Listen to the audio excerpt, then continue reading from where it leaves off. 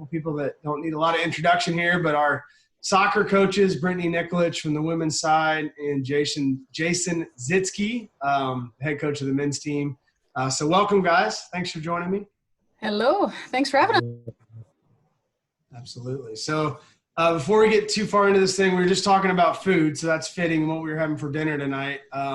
Tonight's episode is sponsored by two of our great restaurant partners, Waterfront Warehouse and La Fagata Mexican Grill. We've been giving them some shout outs here on Facebook and other social media.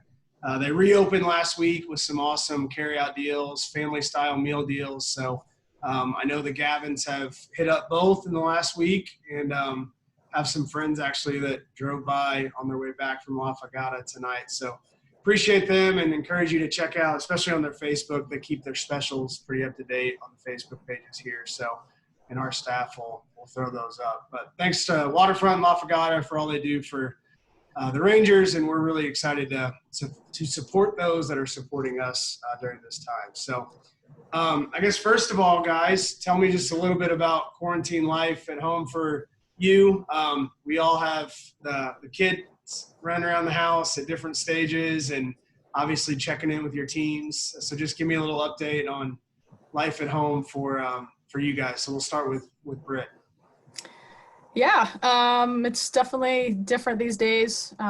My new coworkers, besides my wonderful husband, are my 8 and 6-year-old boys. So they're virtual learning while we're getting our work done at home. We have some good, break times or run outside and get our creative time in, our recess time. We've got names for every hour of the day, I feel like now. But that's going fine, and been trying to keep tabs on the team as best we can. The ladies are doing great. Everybody's getting through their online classes so far, and been having weekly team meetings. Had a good one this afternoon. Just trying to focus on getting to know each other still and staying connected through all this, because we can't physically be here, but we can still emotionally and mentally, connect with one another. So spending a lot of time working on that together. Coach Z, how about the men's program right now and life at home for the Zitzkes?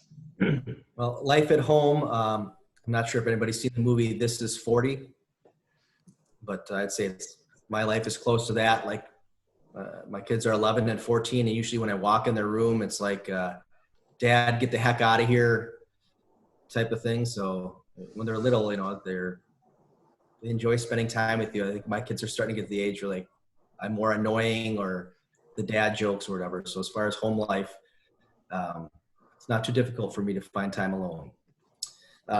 As far as my team, just trying to connect any way possible, as Brittany said, texting, phone calls, doing some video chats. So I'm welcoming myself to the current age of how people probably normally do things and are used to doing them, and I'm not. So it's I guess I'm stepping out of my comfort zone. For both of you guys, your rosters, both in terms of current student athletes and incoming, kind of span certainly the United States, but in some cases also the globe here. So how has that been in terms of, obviously, when we're virtual, whether you live right next to somebody or not, it's kind of the same. But just in terms of interacting and monitoring how their communities are dealing with this, in some cases their countries. I know, Z, you've got a couple of student athletes that are still here locally, and we feel for them not being with their families, but just kind of how you're supporting and navigating that with our student athletes kind of here, near, and far. Yeah. Start with you. Go ahead, Z. Okay. Well, sorry about that. Yeah, we've got specifically a couple of German guys that decided to not head back home, and they were fortunate enough to be invited into the home of one of our families. So, again, thank you to them for being gracious hosts. And that was, it's a really, really neat thing that they did for those two guys. So they're staying off campus, but with the family locally, one of the teammates. And then there's a couple other, we have a couple international kids that are at a different school that also decided not to go back. So yeah, every day kind of just asking them, how are things back home? How does it look? You know, checking in with how their families are doing and seeing those situations. The majority of our roster is, you know, regional, if not from Wisconsin. And I think they have always done a pretty good job of communicating and having a group chat. So I think they're, you know, I'm checking in as well, but I think they do a really good job of checking in, see how they're doing and communicating with each other. Yeah, similar. We've got a couple internationals, both of which decided to stay in the States. And that was more or less probably their summer plan anyway. They weren't necessarily for sure going to go home. But it's just meant that where they're living is kind of changing week to week. They're staying with a few different families. And but I think the great part is that there's so many people that are welcoming them and, you know, ready to do whatever they need to help. So they've got a lot of places they feel comfortable going. And so it's a good situation from that standpoint. Obviously they worry about their families back home, but for the most part, sounds like good news from everyone. I think also just with our roster, we've got players in all Eastern time zone and Western time zone and everything. So it's just a little more coordination than normal in terms of scheduling times to talk and set up meetings and whatnot, just making sure, you know, Ari's out in California. We got to make sure she wakes up in time for her morning classes. With that time change, it's tough some days.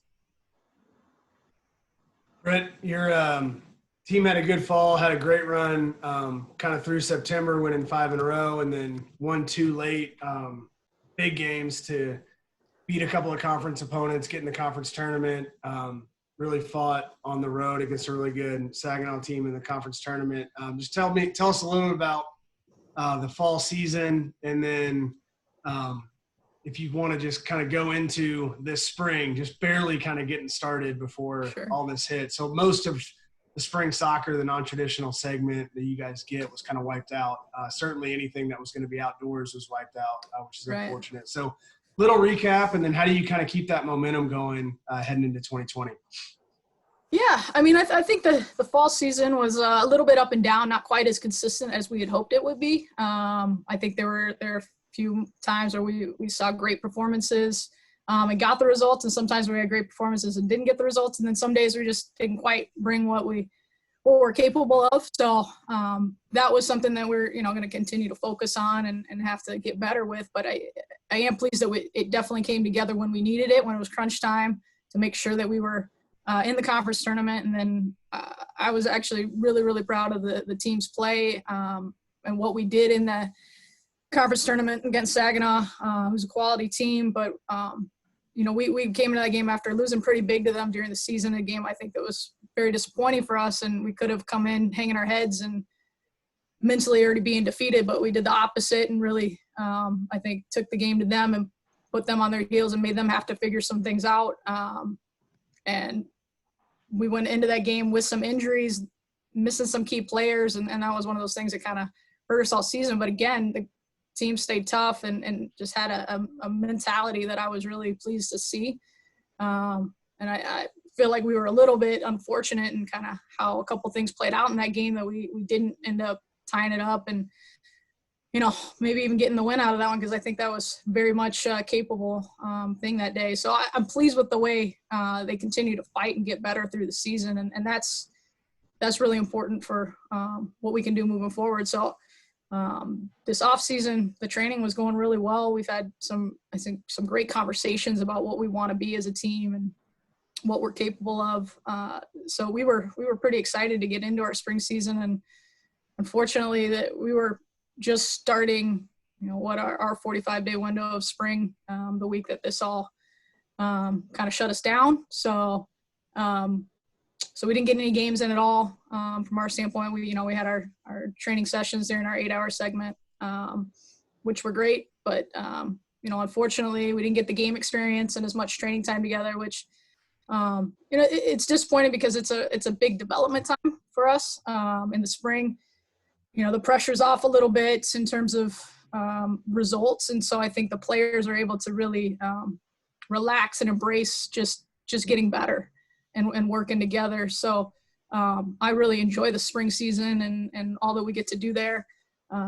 So disappointing not to have those games, but glad that we're able to still stay connected and we're trying to still grow as a team through the process. Coach Z, just an incredible year for the men's soccer program, winning the GLIAC regular season, winning the conference tournament, and then heading to the NCAA tournament, and just an absolute battle down in Louisville against Cedarville. Unfortunately, didn't go our way, but just an incredible soccer match in the NCAA tournament. So just tell us a little bit about how proud you were of your guys this season and the program, and being able to claim not just one GLIAC title, the first for us at Parkside, but also doing it in the conference tournament as well when it mattered to punch your ticket to the NCAAs. Well, I think our story for this last season actually starts in 2018. We had a really good middle of the season, joining the GLIAC for the first time, and had a good run, and had several opportunities to finish out the season as the regular season champions and host the conference tournament in 2018, and we didn't get it done. And a lot of soul searching personally. I know the guys, every time that we met in the winter after that season, in the spring, like that, everything that we talked about was making the most of every opportunity, how close we were, what we needed to do to finish that. And, I don't know, for me personally, I feel like it was, trying to stay out of my team's way, to be perfectly honest. And I think this last year, they really led themselves. So I would say, like, they were self-motivated. The guys that were the juniors and the seniors had been through, a couple losing seasons, the transition from one conference to another. That was also a very tough year for them. And then finishing off 2018 as poorly as we did, to be perfectly honest.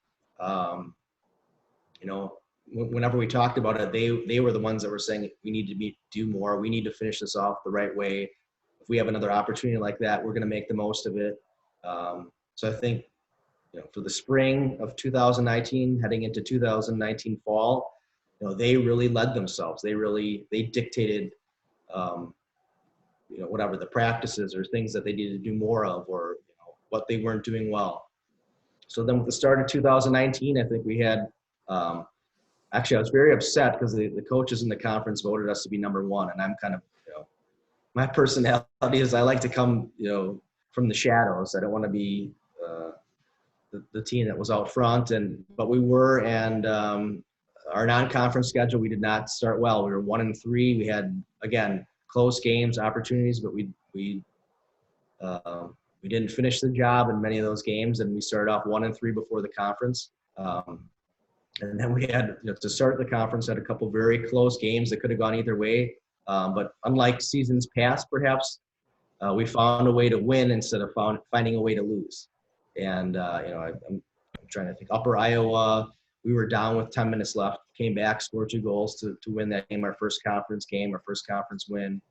Went on the road, went down at Ashland, started to stack some games together and went on a pretty decent run. And then this season, when we had, again, we had a couple opportunities to win outright, and we didn't do that the first and second time. Came down to the last game of the season, and we pretty much had to win to host the conference tournament. We went down in that game 1-0.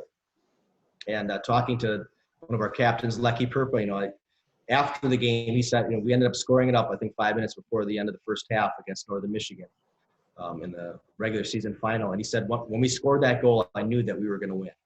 And I think that was just something that, I couldn't tell you why that was, but a belief that they had at that moment that they felt very confident that they were going to find a way to win the game instead of lose it. So it was 2-2 late. We scored a late goal in that game. Jack Middlestead. We ended up winning the conference regular season for the first time, which was a really neat accomplishment for the guys.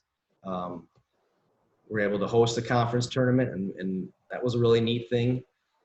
something we hadn't done before. And then the weather came, and, you know, it was really cool to see all the people helping us. We're shoveling, you know, we're out there clearing the field and tractors. And then the field looked great the night before, right? You know, the field looks great. It looks like we're going to be able to play, but it was a little wet. And then the weather turned, and it got really, really cold that night. So we show up at the field at 7 a.m. It's like a skating rink.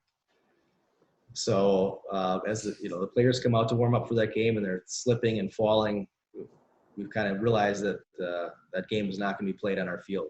So it was disappointing at first, but Carthage was gracious enough to allow us to go over there, and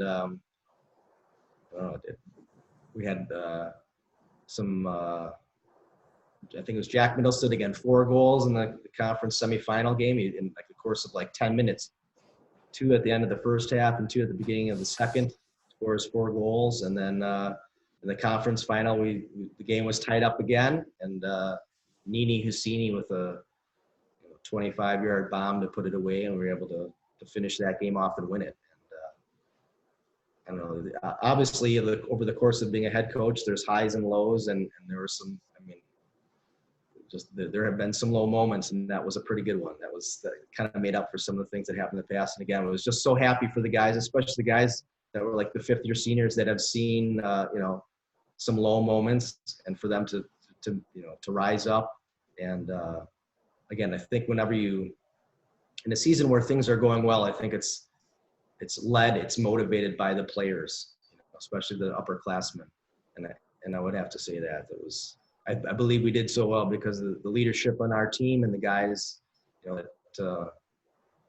you'd ask them, okay, we done today for practice? And they'd say, no, I think we need to do some more fitness, or we need to do some finishing. And, I think they wanted to do everything that they could and not say that they didn't put every effort in to win it. So, as you said, we went down to Louisville for the NCAA tournament, first time in a long time, and very close game. And actually, at one point in the penalty shootout, we were up 3-1, and it was looking pretty good there. And unfortunately, it was a heartbreaking loss. We lost, I think, on the 7th shooter. They ended up winning that. And you wait so long to get to that moment, and boy, it was over fast. So, but again, overall, just looking at that season, I have to say it's a credit to all the work the guys put in and the leadership from the players. They really did a great job.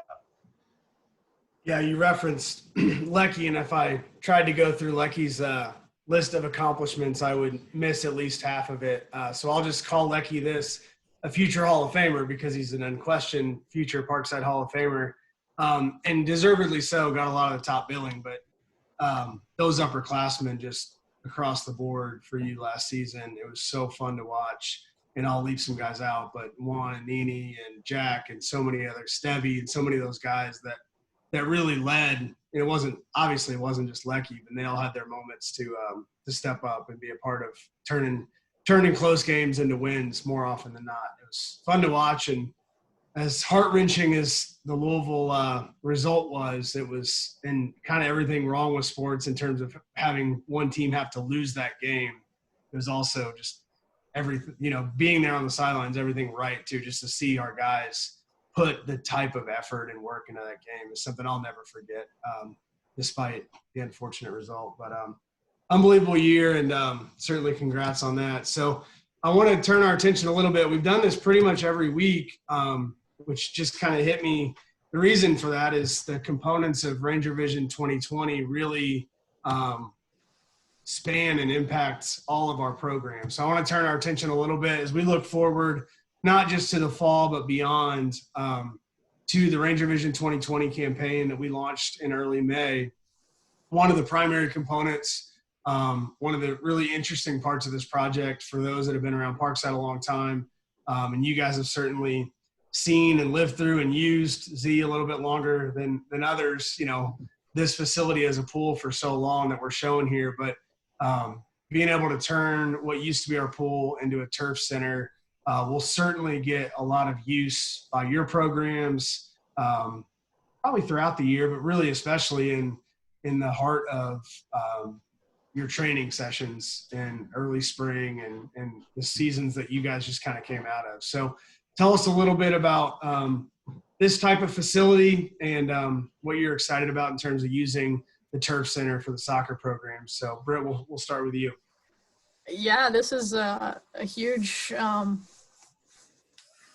production and going to be an incredible, I think, space for us to use in so many different ways. Just to have a bit of turf anywhere on campus is really important because it gives us that ability when the weather's not great, or definitely during the winter and the early spring, to be playing on a surface that's more like what we compete on. And the spacing of it's great because we can do a lot of small-sided stuff. It's going to have space enough to have full-size goals if we want to work on goalkeeping stuff or finishing. I think there's a lot of different things we're going to be able to do with this space. And personally, in the off season, I just also love just having some walls to kick balls off of. So I know our team is going to use it all the time, as much as they're allowed to get in there, probably fighting with all the other student athletes as well. But it's going to be great. We're very excited and can't wait to see it come to fruition. As you talk about this a little bit, I know your team late in the year this past year, as the weather was really turning in the heart of the season, got to the Boys and Girls Club quite a bit to use the turf down there, being indoors, being able to at least continue to practice. And that was great. And we were very fortunate to be able to use that facility. But to have it, something like that, steps from the locker room, will certainly be a game changer for our student athletes in the program. What do you kind of see with this space? Well, as most people know, I'm a creature of habit,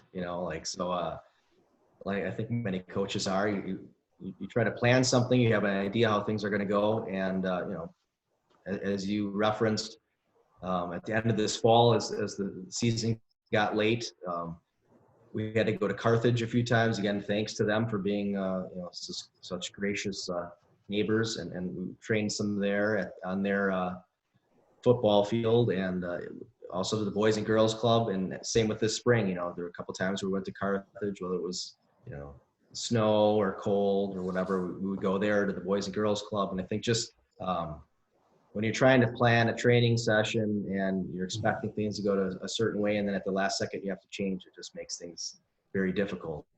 And as you're referencing my age or my time here at Parkside, I can remember when those the spring season where everybody was training in the old gym, and I can't imagine how happy the basketball coaches were when baseball and softball were hitting ground balls off of their hardwood court, and you'd be practicing at 11 o'clock at night or something just to get space in there. So they have this added facility for multiple teams.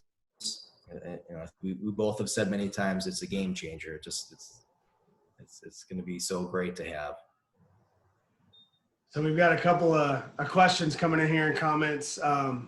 One from Edwin Gomez, alumni, hoping that alumni get some access in here. And then another question from Moses, who says, when is the facility going to be completed? So that really segues into as we plan this out, Britt mentioned,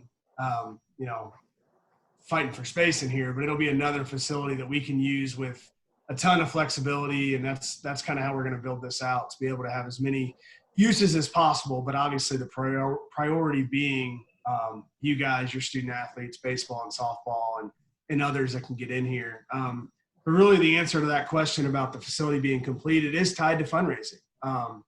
We're very fortunate to have some state dollars that are going to support this facility. That project is ongoing still with an estimated completion time of this coming winter. So what that'll be was filling in the pool, getting this facility ready for us to come in after the fact, put in the turf, put in the divider curtains that we want, put in the netting systems that we want, put in the other things for the cages for baseball, softball, the goals that you guys are going to want to be able to bring in and out of here. So that's going to really set the stage for us to do that. And to get that done, we are definitely excited and looking forward to having some people help us with that project. So for those that want to learn a little bit more about this, I pulled up parksiderangers.com. Sean Daniels did a great job of kind of doing an overview of this project on there. You see their past episode of Parkside Live with Coach Espo and Coach Ortman. So you can go there and learn more about it, and also go to parksiderangers.com/RangerVision2020 to learn a little bit more about how you could support this project. So as you can see, from soccer programs will be a really exciting thing to get done here in the near future. So we're thrilled about that. We're going to shift gears a little bit here as we're running out of time. Rapid fire questions. So if you weren't a soccer coach, I'm really looking forward to this answer because I think you guys were both kind of born to be soccer coaches. What would you be doing right now? I would not be teaching elementary school because I found out that's not what I want to do. No, if I wasn't coaching soccer, my plan actually was go to law school. So be a lawyer maybe. What about you, Coach Z? I would probably be wandering. What would I be?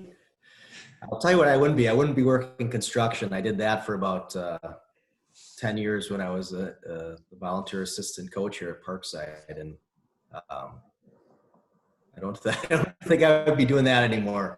What would I be doing? Well, I was a history major here at Parkside. So way back when that was, still is a passion of mine, but that was something I had thought about doing. So maybe teaching history somewhere. Coach Z, one of your old colleagues, Steve Cradaville, wants to know if you could make the roster in 2020. I don't know if he means you in your prime could you make it. My assumption is you could. You're a pretty darn good player. Or does he mean right now? And I wouldn't bet on you on that one.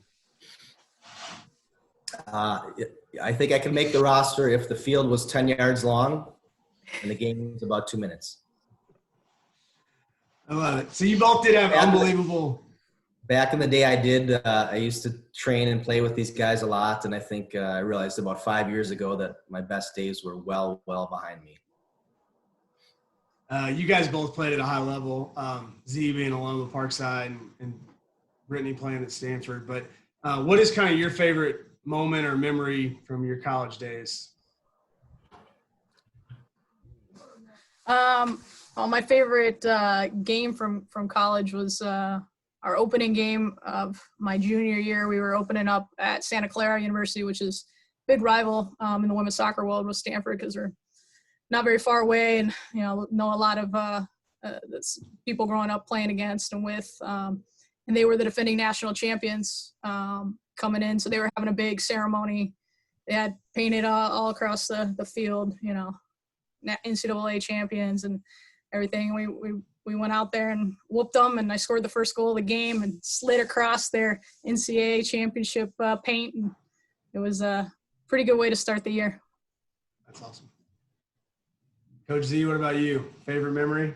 Oh my goodness. There's, if I could very quickly say a couple that just popped in my head, playing days. One that I could think of, we played Southern Illinois, Edwardsville on the road. They had like a long, a whole season, 20-game home winning streak or something like that. And we beat them at their place. That was, as a player, that was a pretty good moment in a big game on the road against a very, very good team.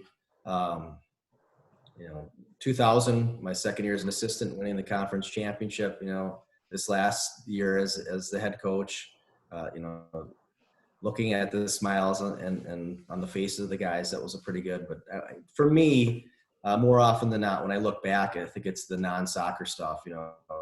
As a player, the long road trips on a bus, talking to somebody that was a senior when I was a freshman and getting to know them, and hanging out with my teammates and seeing alums now that are 5, 10, 15 years from their playing time and talking about old memories. Those are the things that I think about fondly. We'll stick with the sports theme for 2 rapid fires. So favorite athlete growing up and favorite sports movie. Favorite athlete growing up would be Kobe Bryant from LA, so big Laker fan. Favorite sports movie. Whew, that's hard. There's a lot of them. Z, you go and then I'll think about it. My favorite sports movie. Well, one of the first that I can remember. Did you ever see the movie Victory, Brittany? Oh yeah. It was a soccer movie with a bunch of old soccer stars, and Sylvester Stallone was also in it, and took place like a prisoner of war camp, World War II, and I don't know. Somehow the plot of the movie is these prisoners of war get together from all these different countries and play the German prison guards. So it's a very obscure old soccer movie, but that's one of my first and favorite sports movies. What about favorite athlete growing up, Z? Favorite athlete? Well, I was, I grew up in Milwaukee, in Wisconsin, so I'd have to say some of the old classic heroes of Wisconsin sports back in the late 70s and 80s. Baseball was Robin Yount and Paul Molitor, Gantner, Cecil Cooper. The Bucks, probably like, Sidney Moncrief. And let's see, the Packers back in the day, it was Lynn Dickey, the old quarterback. Packers weren't very good when I first started watching them in the early 80s, but he was a pretty good quarterback. I have a hard time really picking one favorite, but I got to say one of my favorite sports movies is Miracle. Just a great story. Always get you every time. You know what's happening, but it's powerful.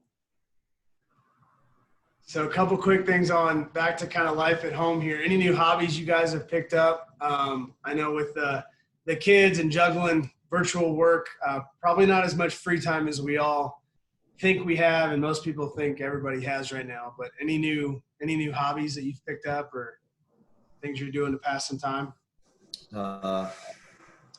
Two of my new hobbies are getting yelled at by my children and finding a quiet place to sneak away and make a phone call to a recruit or one of my players. So, the new version of hide and seek. This has been a success because my kids aren't standing behind me yelling at each other, or, asking me a question. So, usually not over yet. Every time I have to make a phone call or, like for instance, when I'm doing this, I go upstairs and say, okay, I'm going to be, talking to somebody, please pretend that you're a nice person and don't embarrass your dad. I haven't had a whole lot of time to pick up a new hobby or anything, but we have been watching some movies at night since boys don't have soccer practice to go to. I'm not going recruiting anywhere, so we're home in the evenings together. So we watched the entire Marvel series of movies in chronological order. So I learned a lot about superheroes in the last few weeks, but it's been fun. Awesome. Who's your favorite superhero? Captain America. Captain America, the original Avenger. And Black Widow's close second. Yeah, the original. Well, we're in the 90th minute here, if I can use that cliche. So we got to go. But thank you guys for being here with me tonight, joining Parkside Live. Thanks to tonight's sponsor, Waterfront Warehouse and La Fagata Mexican Grill. Definitely encourage those of you in the community to check those out, their delivery specials. So thanks, guys. Appreciate it. Have a good night. Thanks, everybody, for tuning in. Thank you. Hello, everybody. Goodbye. Good night.